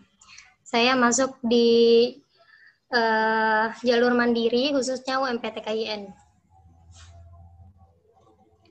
Mungkin dari Hafs ingin menjelaskan jalurnya. Ya, jadi gini teman-teman, kalau aku pribadi, aku masuk dari jalur mandiri prestasi ya, jalur mandiri prestasi gitu. Dan sebelumnya sempat ditolak, SBMPTN ditolak, terus SPMB UMIN ditolak, dan beberapa jalur-jalur yang aku bikin ditolak, tapi alhamdulillah finalnya di sini dan diterima gitu di Universitas Negeri Jakarta Teknologi Pendidikan. Jadi Fakultas Ilmu Pendidikan ada apa aja sih, maksudnya belajar apa aja gitu. Jadi di ilmu pendidikan ini kita bakal dididik bagaimana pendidikan yang bermakna gitu. Kita nanti akan belajar mengenai teori pendidikan, misalkan ada behaviorisme, konstruktivisme, ada juga multiple intelligence, humanisme, dan lain-lain, banyak lah pokoknya. Yang pada intinya nanti kita dididik bagaimana mengetahui kondisi psikologis anak. Jadi kita mendidik nggak sekedar apa yang kita pengen, tapi kita juga harus melihat kondisi psikologis anak kayak gitu, yang emang udah ada juga di Trisentra Pendidikan tuh, ininya Ki Hajar Dewantara, konsepnya Ki Hajar Dewantara gitu, teman-teman. Dan kalau aku pribadi, aku kan teknologi pendidikan. Di teknologi pendidikan ini buat teman-teman yang suka komputer atau yang pengen masuk SI tapi nggak dapat, bisa juga nih masuk ke teknologi pendidikan. Ntar kita belajar coding juga, kita belajar Internet of Things, artificial intelligence, kita belajar mengenai komputer lah pokoknya. Kita lebih diarahkan kepada kayak desain pendidikan, kita mengembangkan kurikulum pendidikan, dan lain-lain sebagainya. Gitu. Mungkin dari teman-teman yang lain ada yang mau jelasin nggak? Oke, mungkin dari saya ya berikutnya. Oke, sekali lagi perkenalkan, nama saya Muhammad Akbar Putra Firdaus dari Untirta, Universitas Tanah Ageng Tirtayasa. Lebih tepatnya fakultas saya itu Fakultas Keguruan dan Ilmu Pendidikan. Jadi dalam satu rumpun ilmu pendidikan ini tuh di FKIP tuh kita diarahkan jadi guru, ya kan, Fakultas Keguruan. Jadi apa aja sih yang utama di Fakultas Keguruan dan Ilmu Pendidikan ini? Yang paling utama yang pasti itu sama belajar tentang bagaimana mengajarkan seorang anak atau memberi sebuah ilmu kepada murid dengan cara yang efektif dan juga sesuai dengan psikologis anak. Jadi materi utama yang mata kuliah saya selama ini sih semester 1 itu landasan pendidikan dan juga pengantar ilmu pendidikan. Kebetulan saya adalah anak dari jurusan dari Pendidikan Bahasa dan Sastra Indonesia. Nah, jurusan saya ini sebenarnya kalau di universitas lain itu masuk ke rumpun Fakultas Ilmu Bahasa dan Budaya. Nah, di sini ini karena pendidikan dan bahasa itu masuknya ke FKIP, Fakultas Keguruan dan Ilmu Pendidikan.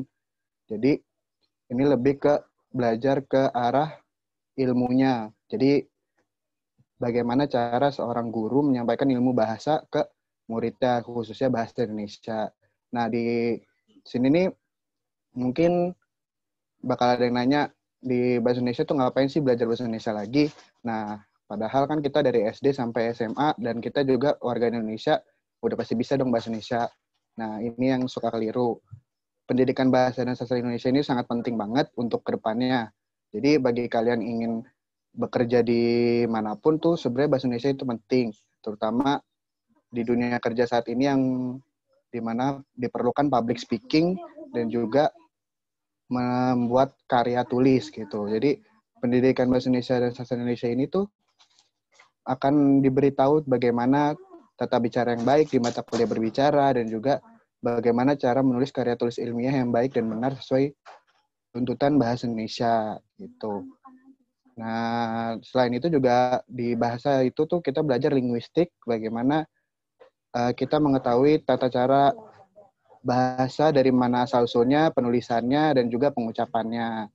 Selanjutnya, setelah saya menjelaskan jurusan saya menjelaskan bagaimana saya masuk ke Untirta. Nah, kebetulan saya tadinya daftar tuh bukan di Untirta, saya lagi tuh pertama daftar SNMPN, ditolak, jurusan IPA juga, jadi saya linjur dari IPA ke Soshum. Pertama Politeknik Kesehatan juga gagal, terus akhirnya ikut SBMPTN. Nah, SBMPTN saya ini tuh berbeda dari SBMPTN yang biasa. SBMPTN itu SBMPTN KIP kuliah. Nah, jadi bagi kalian yang tadi nanya, gimana biaya kuliah nanti, fakultas ini mahal nggak, fakultas ini mahal. Nah, untuk seluruh fakultas ataupun apapun bisa ikut namanya KIP kuliah. Nah, itu daftarnya nanti pas pendaftaran LTMPT, nah itu daftar KIP kuliah juga, jangan lupa. Nah, nanti setelah kita daftar KIP kuliah, nanti langsung ke link ke akun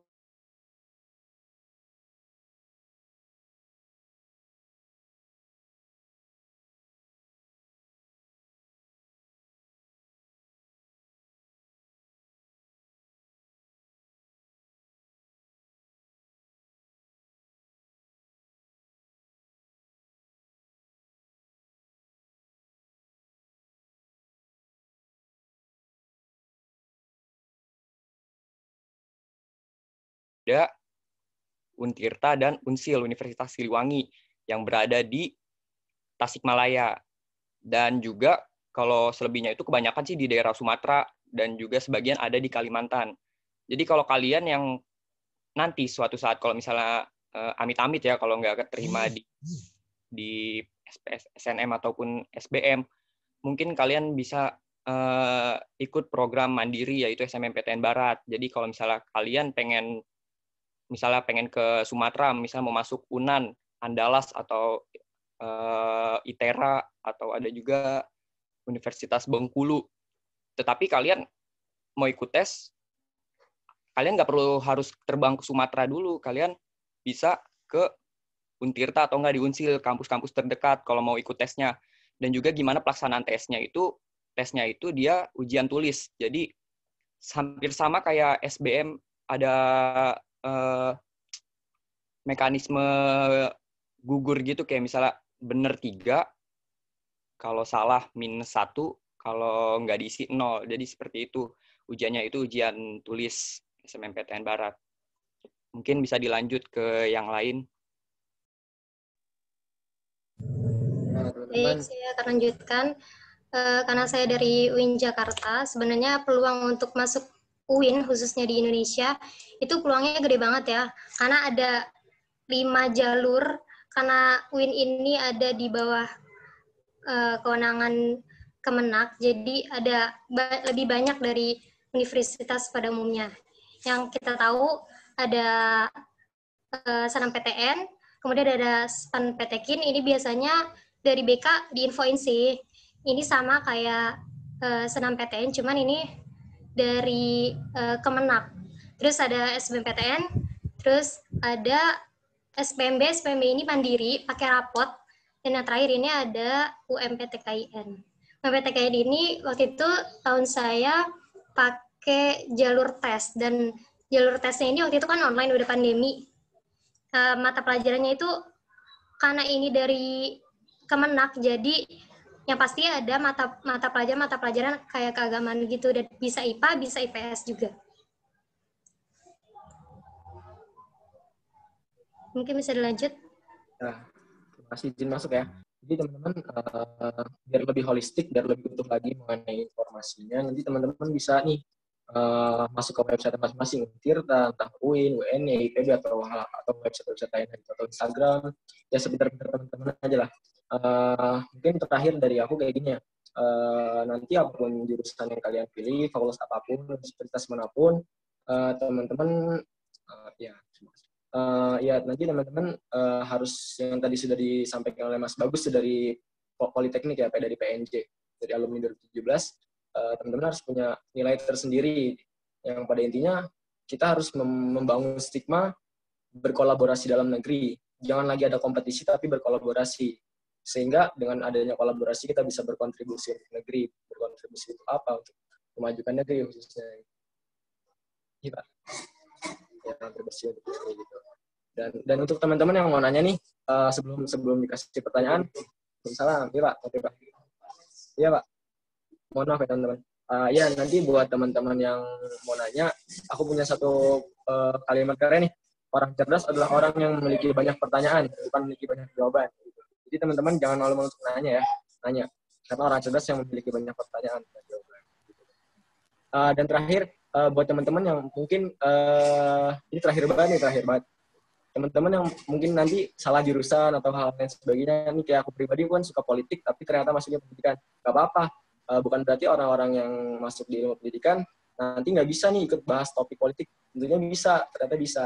Nanti di kampus teman-teman kalian nanti ada wadah-wadah tersendiri, wadah untuk politik, seni, dan lain-lain sebagainya. Gitu, teman-teman. Jadi kayak gitu sih. Pokoknya semangat ya teman-teman ya. Berjuang. Dan jangan lupa berdoa.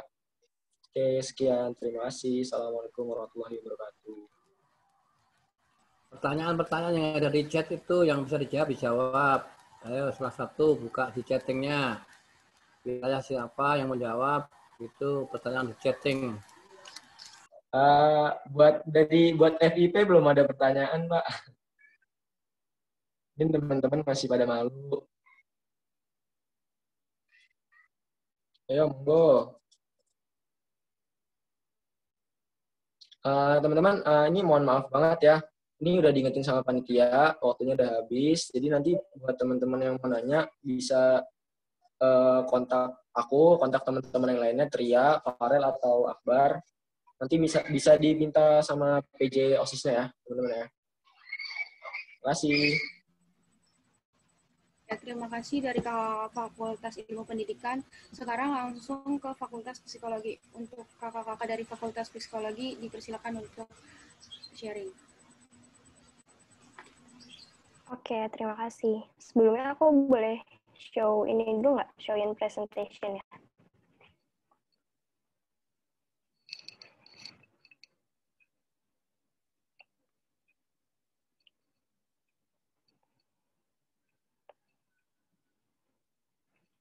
Oke. Assalamualaikum warahmatullahi wabarakatuh. Selamat sore semuanya. Perkenalkan, nama aku Diva Fahira. Aku dari Fakultas Psikologi, jurusan Psikologi, UIN Wali Songo Semarang. Aku masuk lewat jalur SBMPTN. Aku lulus Aku angkatan tahun 2020. Nah, aku juga ada beberapa teman, jadi silahkan kalian memperkenalkan diri kalian. Assalamualaikum warahmatullahi wabarakatuh. Perkenalkan, saya Irfan Nur Fajri, mahasiswa dari angkatan tahun 2020, jurusan Psikologi di UIN Wali Songo Semarang. Selanjutnya juga ada teman saya dari jurusan Psikologi. Assalamualaikum warahmatullahi wabarakatuh. Perkenalkan, nama aku Nirmala Tika Putri. Aku dari jurusan Psikologi di Universitas Pendidikan Indonesia Bandung. Dan aku angkatan tahun 2020 masuk ke Psikologi UPI lewat jalur SNMPTN.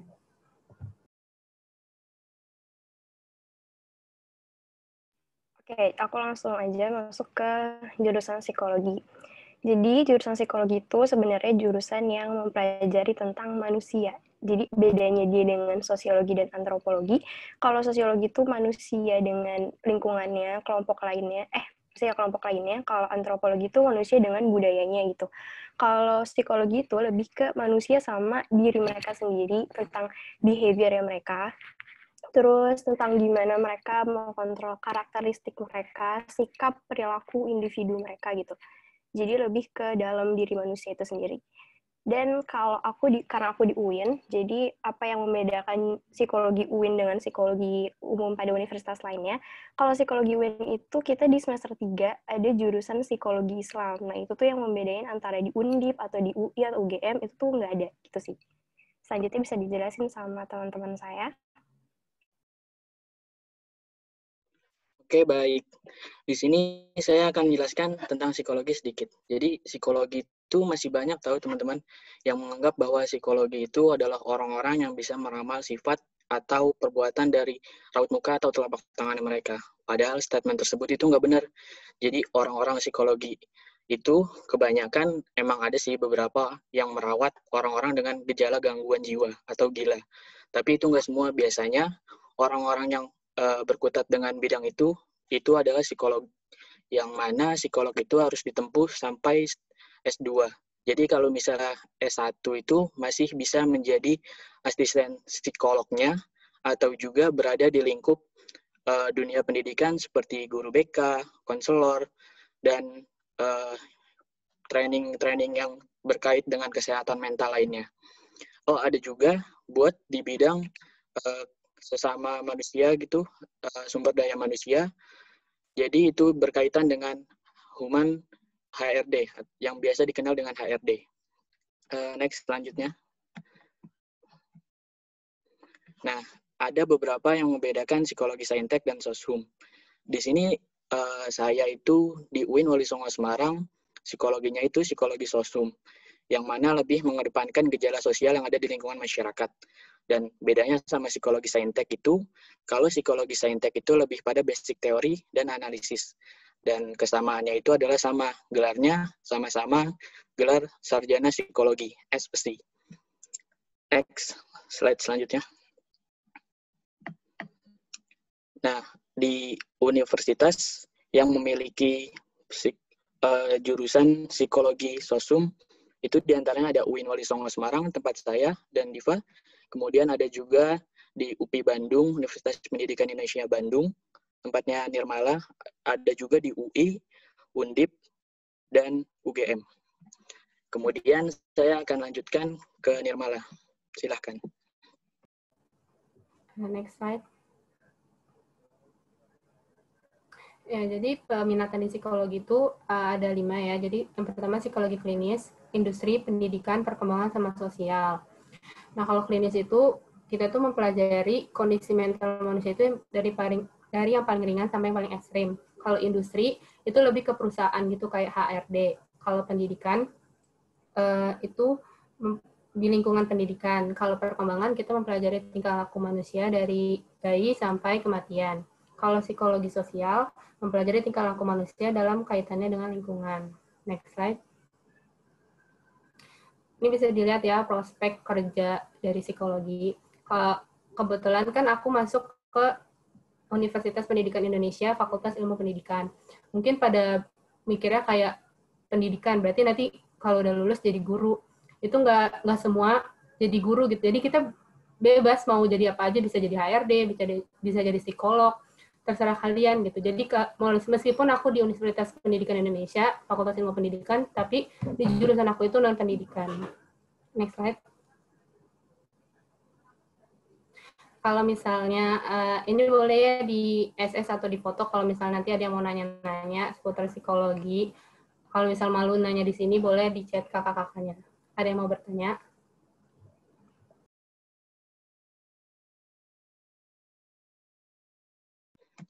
Ayo teman-teman, kalau ada yang mau bertanya, dipersilahkan.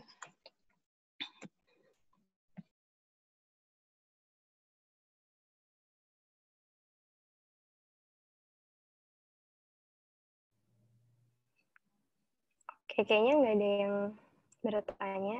Apa malu apa ya? Gimana? Kalau malu boleh di chat juga, nggak apa-apa.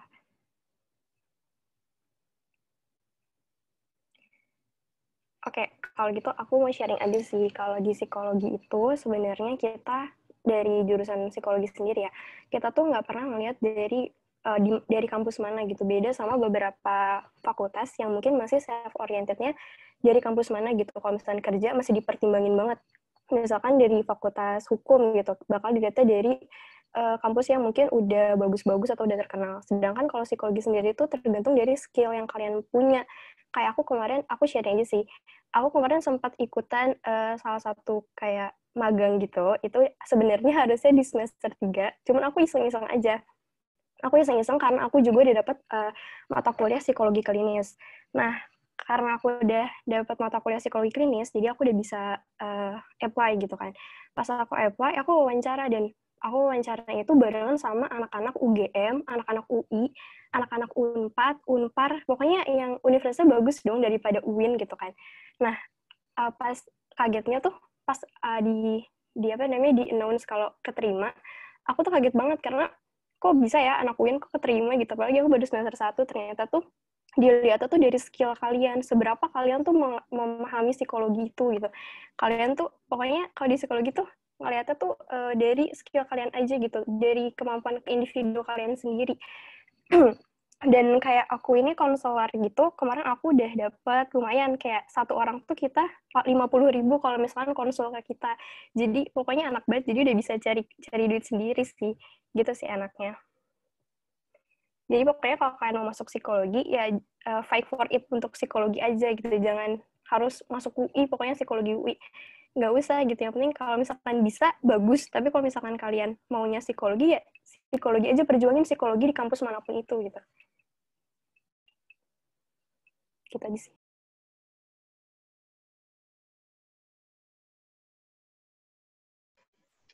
Ayo, ada yang ingin bertanya atau tidak?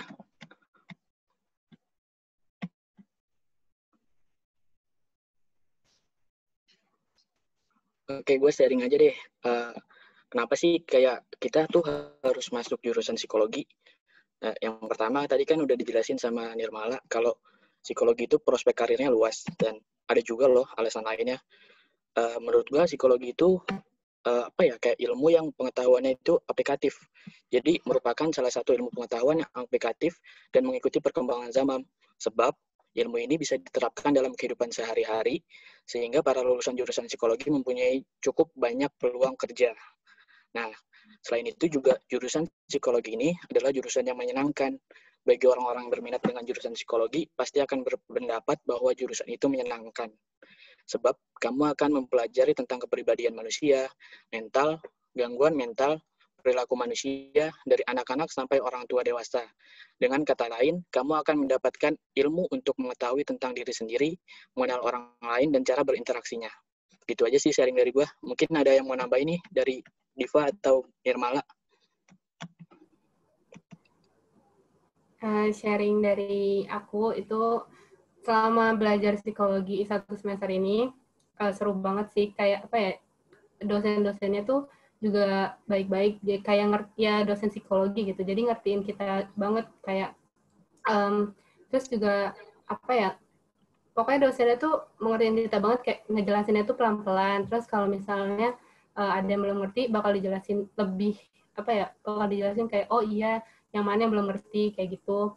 Terus juga dari teman-temannya juga suportif banget, kayak misalnya kayak misal kita tiba-tiba lagi down gitu tentang misal nilai atau masalah apapun, teman-temannya juga pasti bakal suportif kayak enggak kok, semangat, pasti bisa, kayak gitu-gitu. Pokoknya seru deh di psikologi.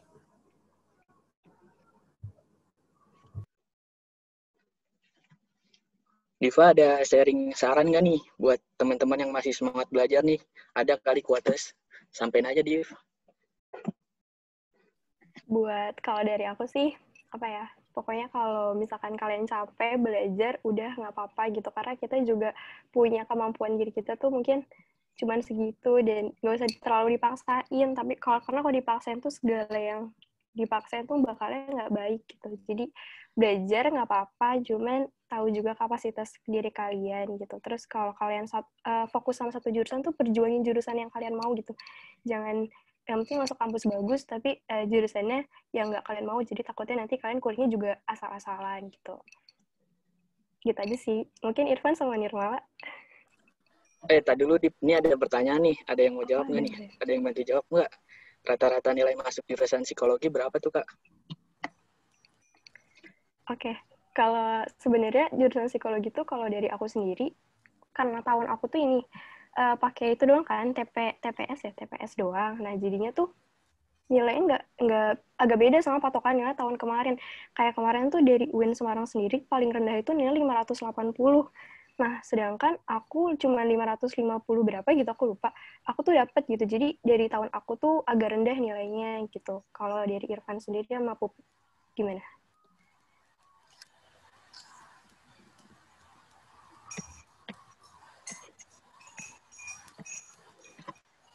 Kalau dari aku sendiri sih, ya nilai gue juga nggak gede-gede banget sih nilai buat masuk psikologi. Di sekitar berapa ya kemarin ya? 512 apa? Pokoknya sekitaran sampai 530, gue lupa, sekitaran segitu rata-ratanya. Jangan tergantung sama nilai sih. Pokoknya kalau kata gue, lu ikut-ikut aja tryout yang ada nih, lu maksimalin, lu kerjain aja. Soalnya ntar pas lu ujian, musuh lu itu bukan temen yang pengen sejurusan sama lu gitu, yang jurusannya sama-sama lu, tapi lu berpacu sama waktu. Jadi kalau lu udah terbiasa sama ngerjain soal, lu udah udah yakin gitu sama jawaban soal yang lu pilih itu hasilnya bener gitu, ya udah lu yakin aja.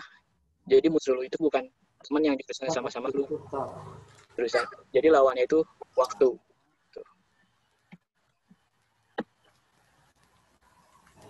Wah, jangan bilang itu. Kalau kamu bukanya salah sih kamu. Tantakan, saya udah tutup benar fungsinya. Oke, akan orang.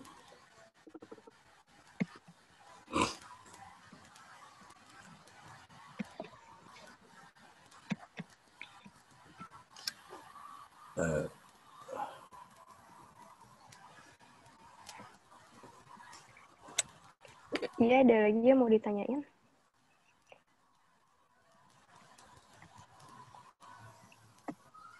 Aku mau ngasih tahu kalau yang apa tadi nilai rata-rata nilai kalau misal emang kalian dapat kuota SNM gitu, terus kalian mau masuk ke jurusan psikologi. Waktu itu aku dari IPA ya, jadi aku nekat SNMPTN linjur ke Soshum. Waktu itu aku nilai rata-rata 6 mata pelajaran itu 85, sama kalau rata-rata nilai yang keseluruhan itu 86. Yang gak gede-gede banget sih, tapi nekat aja.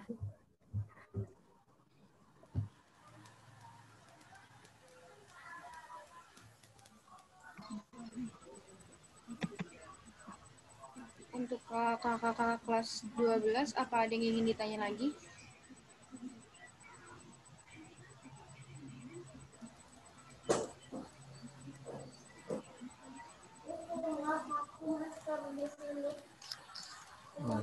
Ini banyak. Ya udah, sepertinya nggak ada. Untuk acara terakhir itu acara penutupan. Mari sama-sama kita membaca Alhamdulillah. Alhamdulillahirrahmanirrahim. Sebelumnya terima kasih untuk kakak-kakak alumni yang udah nyempatin waktunya untuk sharing-sharing kepada kakak kelas 12-nya. Terima kasih juga untuk kakak kelas 12-nya udah mau join. Untuk dari kakak alumninya, apa ada yang ingin disampaikan gitu?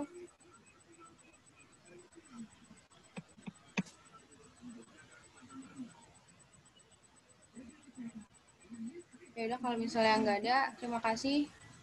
Wassalamualaikum warahmatullahi wabarakatuh.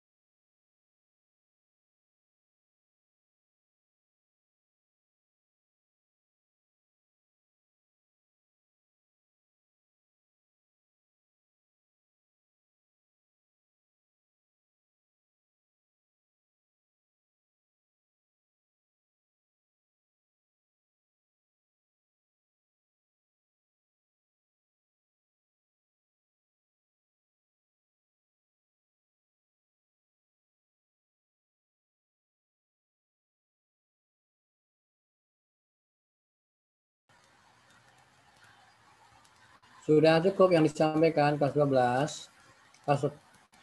Kelas 12 nggak ada pertanyaan lagi untuk alumni.